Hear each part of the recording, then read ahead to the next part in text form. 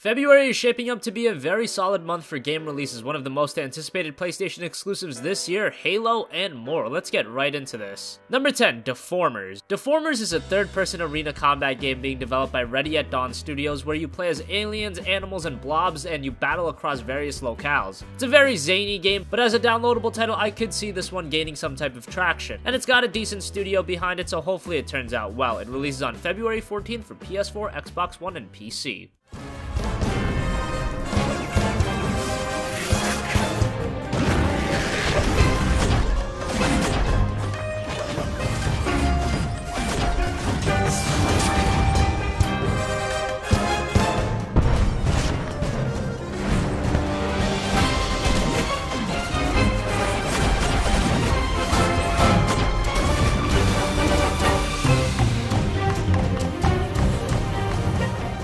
Number 9, LEGO Worlds. LEGO Worlds is a LEGO sandbox game that allows you to build constructions in a 3D procedurally generated world. The game seems to have a lot of depth, there's a variety of different vehicles and customization options, and of course multiplayer and world sharing are also going to be featured. LEGO Worlds releases on February 24th for PC, PS4, and Xbox One. Number 8, Berserk and the Band of the Hawk.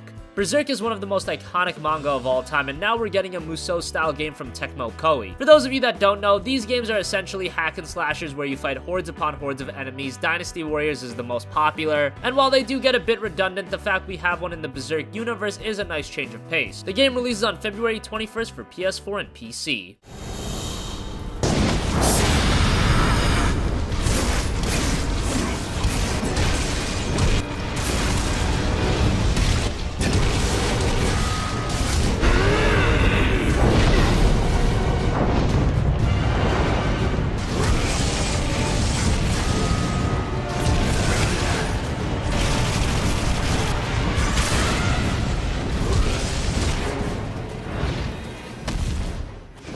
Number 7, Ys Origin. Ys Origin is coming to PS4 and PS Vita next month. This is the prequel to the Ys franchise, and Ys has been one of the staple JRPG series in Japan. It hasn't gained a gigantic following in the States, but they are solid JRPGs with good gameplay. The game originally released in Japan all the way back in 2006, it came stateside in 2012, and now it hits the PS4 and Vita. For fans of JRPGs, I'd keep this one on your radar as it releases on February 21st.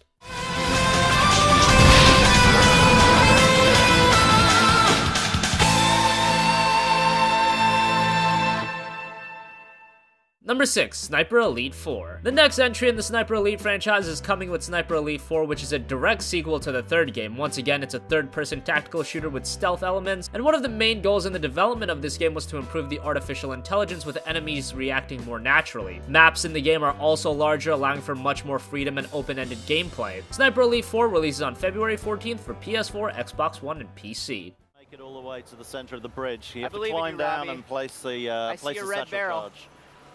I see a red barrel, Robbie. You should be okay. Yeah, red is a good visual code we've got in the game. For if it's red, it's likely to blow up or be a weak point or otherwise. Oh, but they got a sniper over there, huh? Yeah, they do. Oh, it looks like he's changing position, though. Wow. Okay, nice. Yeah, using a little bit more of our new traversal ability, sneaking around the back. Oh, you can see they just lost sight of him. So they think he's just over there. If he hops back over now, looks like he's got the drop on them.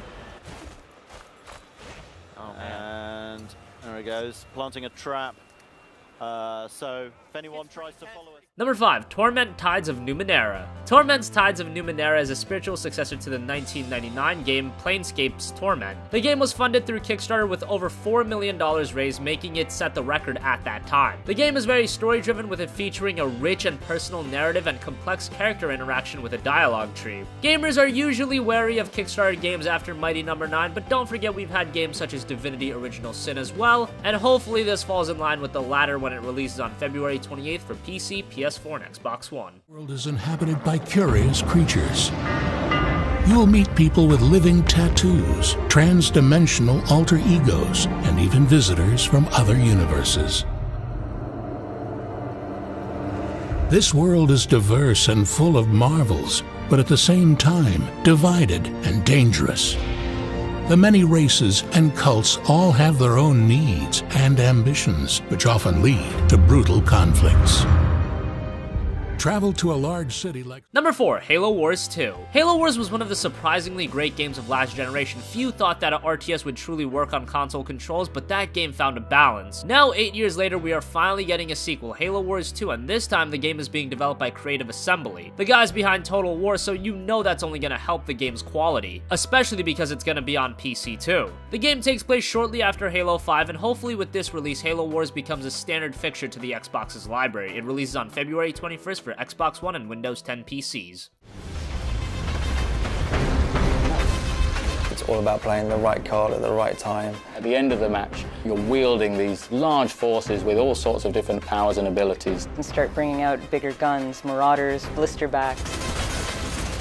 Even if you're a really seasoned vet, it's such a different way to play an RTS. Building a deck is going to be heavily influenced by the leader that you choose going in. You'll have a number of cards that are unique to that leader. Trying to differentiate each leader to make them feel like they have a unique purpose and a unique play style. I tend to be a little more aggressive when I play, so I will lead towards like an Atriox or a Decimus.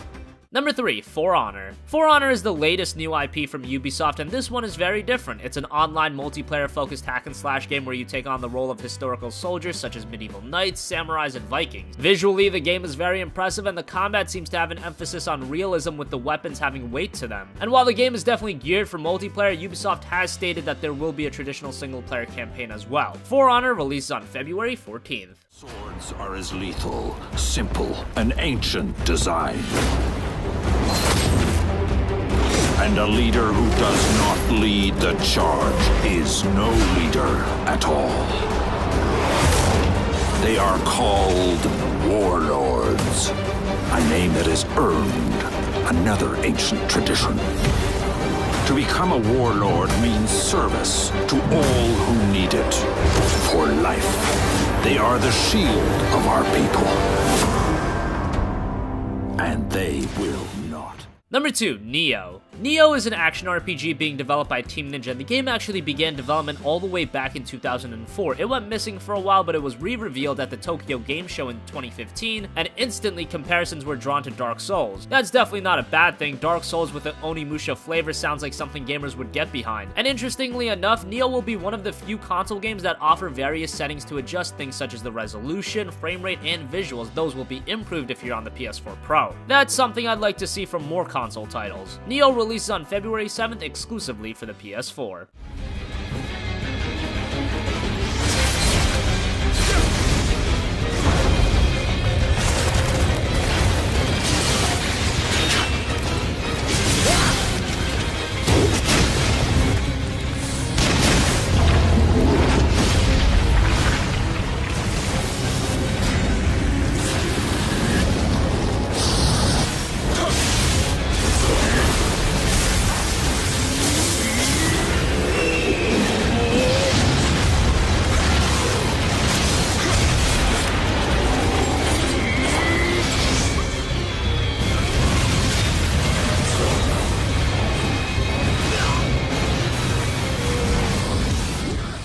Finally, number 1, Horizon Zero Dawn. When you talk about upcoming games that are technically impressive, Horizon Zero Dawn has to be among the top. And that's to be expected. The game is being developed by Guerrilla Games, who are known for technical brilliance with their work on the Killzone games. Horizon is a vastly different game, being an open-world action-adventure game set in a world dominated by mech-like creatures. It's a very interesting premise, and chances are this will develop into one of Sony's top franchises. The gameplay also has some depth to it, where you take the parts of the creatures and use it in combat. Horizon Zero Dawn is the biggest PS4 exclusive since Uncharted 4. It released on February 28th.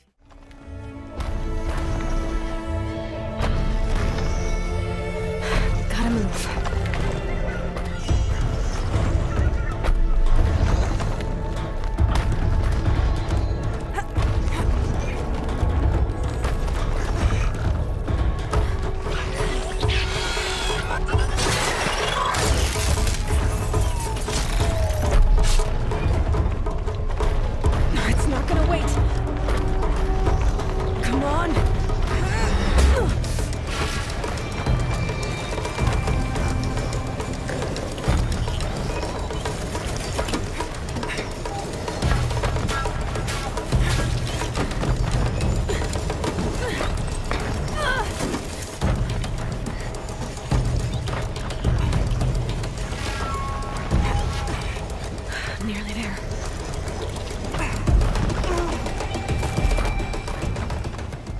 So that wraps up our countdown of the top 10 games coming in February 2017. What do you think? Which games are you the most excited for next month? Let us know in the comments section down below. Thank you for watching, and goodbye.